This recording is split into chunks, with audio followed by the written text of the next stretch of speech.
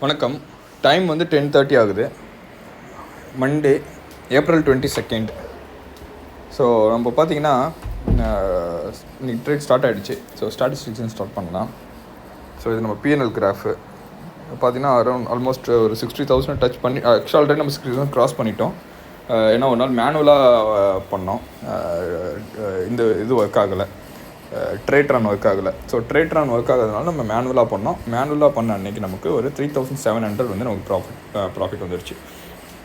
So இப்போ பார்த்தீங்கன்னா capital வந்து நம்ம டிப்ளாய் பண்ணது வந்து 90,000 ப்ளஸ் ரிஸ்க்குக்கு ஒரு 10,000 போட்டோம். இது வரைக்கும் பார்த்தீங்கன்னா நமக்கு ஒரு 101 டேஸ் வந்து ப்ராஃபிட் வந்துடுச்சு. 56 டேஸ் வந்து லாஸ். ஸோ லாஸ் வந்து பார்த்திங்கன்னா ஃபிக்ஸட் கிடையாது. இது வந்து ஒரு ட்ரைலிங் ஸ்டாப் லாஸ் மாதிரி. ஸோ வந்து ஒவ்வொரு நாளைக்கு ஒவ்வொரு மாதிரியான லாஸ் வரும். ஸோ ப்ராஃபிட்டும் அதே மாதிரி தான். ஒவ்வொரு நாளைக்கு எவ்வளோ நமக்கு ப்ராஃபிட் வருதோ அந்த மாதிரி க்ளோஸ் ஆகும். ஸோ டோட்டலாக இது வரைக்கும் பார்த்தீங்கன்னா நமக்கு 58,800 இதில் காமிக்குது. இது இல்லாமல் நமக்கு வந்து ஒரு நமக்கு வந்து ஒரு 10,000 3,700 ப்ளஸ் வந்து ஒரு 6,000 நமக்கு எக்ஸ்ட்ராவே ப்ராஃபிட் கிடச்சிருக்கு. So almost 10,000. ஸோ அப்படி கால்குலேட் பண்ணும்போது நமக்கு வந்து பார்த்திங்கன்னா ஒரு 68,000 வந்து நமக்கு ப்ராஃபிட் கிடச்சிருச்சு. ஸோ மந்த்லி ஆவரேஜ் ப்ராஃபிட் பார்த்தீங்கன்னா நமக்கு 7.81% இருக்குது. இது வந்து இந்த 58,800 பேஸ் பண்ணி எடுத்தது. ஓகே. ஸோ ஆக்சுவல் பார்த்தீங்கன்னா நமக்கு ஒரு அரௌண்ட் ஒரு 8.1 8.2 அந்த ரேஞ்சில் இருக்கும்.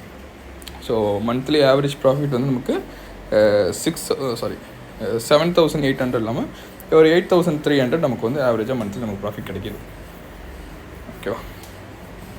ஸோ இது வரைக்கும் மேக்ஸிமம் லாஸ் வந்தது வந்து நமக்கு 5,122.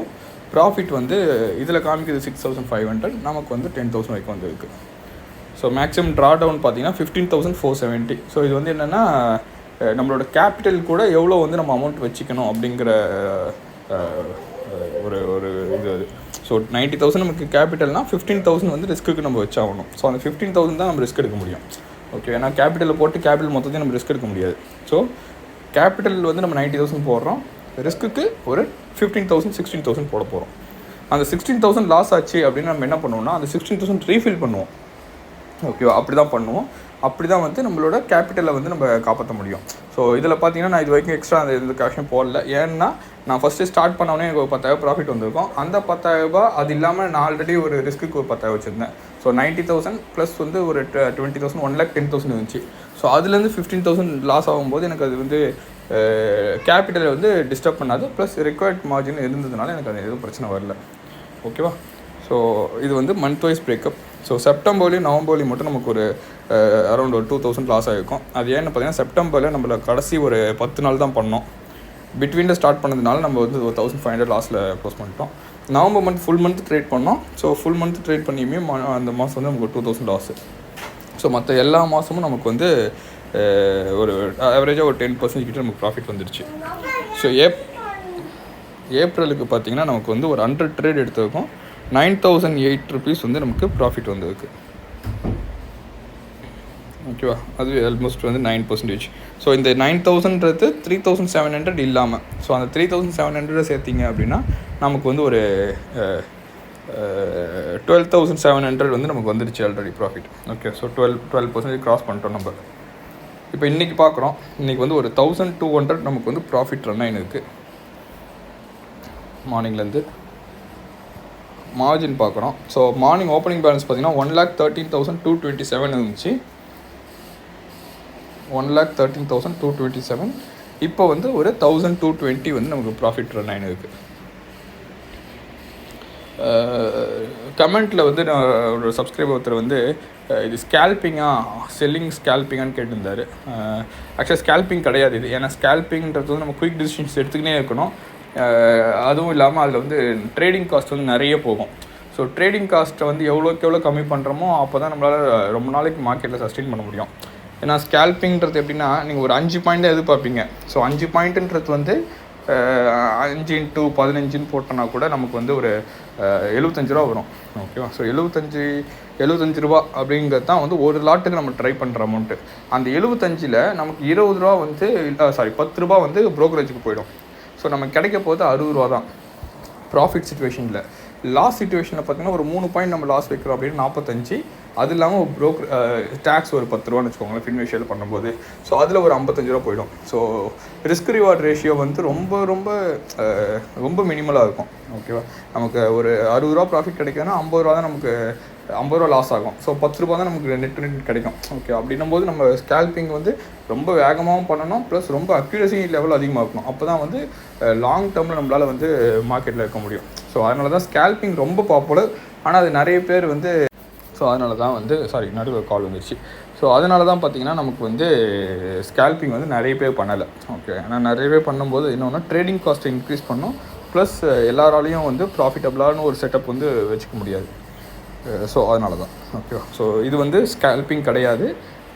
இது வந்து நம்ம ஒரு நாளைக்கே பார்த்திங்கன்னா மேக்ஸிமமே ஒரு 6 என்ட்ரி போடுவோம். ஓகே, 6-7 என்ட்ரி, அதுக்கு மேலே போகாது.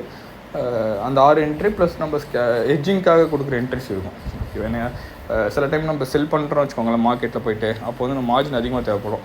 ஸோ அதை கம்மி பண்ணுறதுக்கு நம்ம ஹெட்ஜிங் யூஸ் பண்ணுறோம். ஸோ அந்த ஹெட்ஜிங்காக கொடுக்குறது சில என்ட்ரிஸ் இருக்கும். அது இல்லாமல் நார்மலாக நம்ம ஸ்ட்ராட்டஜியில் போடுற ஒரு 2-3 என்ட்ரியில் மேக்ஸிமம் போனால் ஒரு நாளைக்கு 7 என்ட்ரி, அதுக்கு மேலே போகாது. ஓகேவா, ஸோ மறுபடியும் நான் அதனால தான் அப்போலேருந்து சொல்லியிருக்கேன் ட்ரேடிங் காஸ்ட்னு. ஏன்னா ஒரு நாளைக்கு நம்ம 5 என்ட்ரி போடுறோம்னு வச்சுக்கோங்களேன்.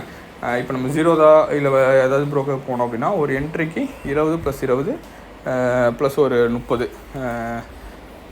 40 70 ரூபா வந்து நமக்கு அதில் போயிடும். ஸோ நம்ம வந்து 7 என்ட்ரின்னும் போது நமக்கு அதோட விலை எங்கேயோ போயிடும். ஸோ ஈவன் நம்ம 50 ரூபா அப்படின்னா 20 ரூபா 10 ரூபா டேக்ஸுக்குன்னு வச்சா கூட 50 ரூபா. ஸோ 50 × 6 ட்ரேட் பண்ணுறீங்க அப்படின்னா 300 ரூபா நமக்கு காலி. ஸோ 300 ரூபான்னும் போது ஒரு மாதத்துக்கு நமக்கு 6000 ரூபா போயிடும். ஸோ 1 லட்ச ரூபா வச்சு நம்ம ட்ரேட் பண்ணும்போது 6000 ரூபாய் நம்ம அங்கே கொடுத்துட்டோம்னா நம்மளால் அதை தாண்டி ப்ராஃபிட் எடுத்துன்னு வர முடியாது. 10,000 ப்ராஃபிட் வருதுன்னா 4000 ரூபாய் நமக்கு கிடைக்கும். ஸோ 6000 ரூபாய் அவங்களுக்கு கொடுத்துட்டு 4000 ரூபாய் நம்ம கொண்டு வரதுல பெருசாக யூஸ் கிடையாது. ஸோ அது ஒர்க் அவுட் ஆகாது. இது வந்து அது மாதிரி கிடையாது. ஸோ ஜீரோதா நான் யூஸ் பண்ணுறதுனால தான் நான் வந்து ஃபின்வேஷியா யூஸ் பண்ணுறேன். ஓகேவா, ஸோ ஜீரோ ப்ரோக்கர்ஸ் யார் வச்சுருந்தாலும் அந்த ப்ரோக்கரை நம்ம யூஸ் பண்ணிக்கலாம்.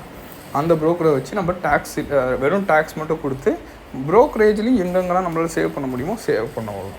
ஓகேவா, ஸோ புதுசாக சேனலுக்கு வந்திருந்தீங்கன்னா சப்ஸ்கிரைப் பண்ணிட்டுருங்க. ஜனவரி மாதத்துலேருந்து இப்போ வரைக்கும் நம்ம டைவ் ட்ரேட் எல்லாமே நம்ம யூடியூப் சேனலில் இருக்குது, பாருங்கள்.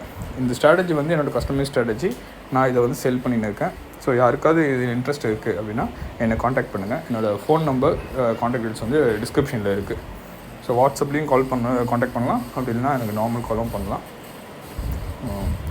ஆக்சுவலாக வந்து கூடிய சீக்கிரம் வந்து நம்மளோட சப்ஸ்கிரைபர்ஸ் கூட ஒரு இன்டர்வியூ மாதிரி கண்டக்ட் பண்ணலாம் அப்படின்னு யோசிக்கிறேன். ஏன்னா அவங்களோட எக்ஸ்பீரியன்ஸ் எப்படி இருக்குது அப்படின்றத அவங்க ஷேர் பண்ணிக்கிட்டால் இன்னும் நல்லா இருக்கும்னு நான் ஃபீல் பண்ணுறேன். ஸோ அது நான் என்னென்னு பார்த்து எப்படியோ பிளான் பண்ண முடிஞ்சால் பிளான் பண்ணுறேன்.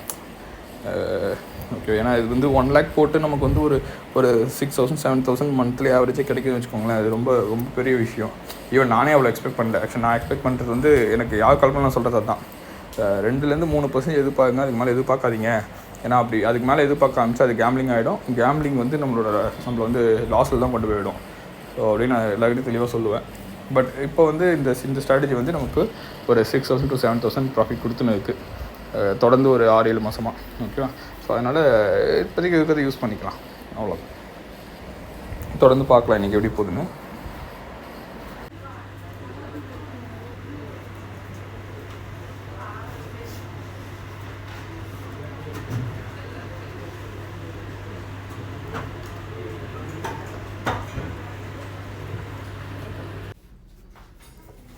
டைம் வந்து 3:15. இன்றைக்கி வந்து நமக்கு 1000 rupees லாஸ் ஆகிடுச்சு. ப்ராஃபிட்டில் தான் இருந்துச்சு. அதுக்கப்புறம் மார்க்கெட் கொஞ்சம் மூவ் ஆனதுனால நமக்கு லாஸ் இன்றைக்கி. So 1036 loss. நாளைக்கு ஒரு ட்ரேட்டில் பார்க்கலாம். தேங்க்யூ.